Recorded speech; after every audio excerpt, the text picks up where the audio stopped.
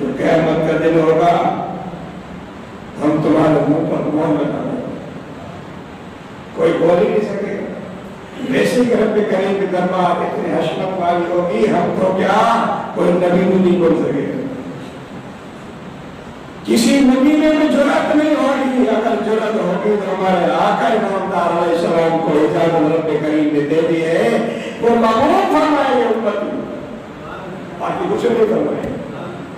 اور امتی میں رام کیا ہے کہ مولا میری امت کمزور ہے، اس کو بخش دے،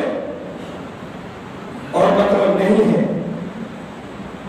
یہاں تک روایت میں آیا کہ مغلوب اپنی امت سے اتنا پیار کرتے ہیں کہ رب کریم کی دربار میں عرض کریں گے مولا اس میری امت گنہگار کا حساب و کتاب میرے ہاتھ میں دے۔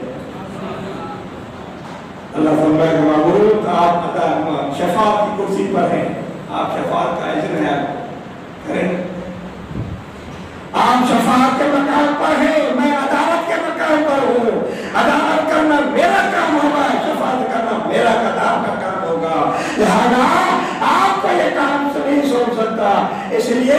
کہ میں تیرا انچارج ہوں، میں تیرا رب ہوں، میں تیرا سردار ہوں، مجھے دیکھ کر تمہیں گنہگاروں کو سزا دیتا جائے گا۔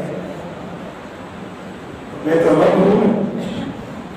میں جب تیرے امتی کو دیکھوں گا گنہگار ہے، یہ سائن لائے کے سزا ہے، مگر معلوم جب آپ کا چہرہ سامنے ہوگا تو میں تو آپ کو دیکھ کر میں آپ کی امت کو معاف کرتا جاؤں۔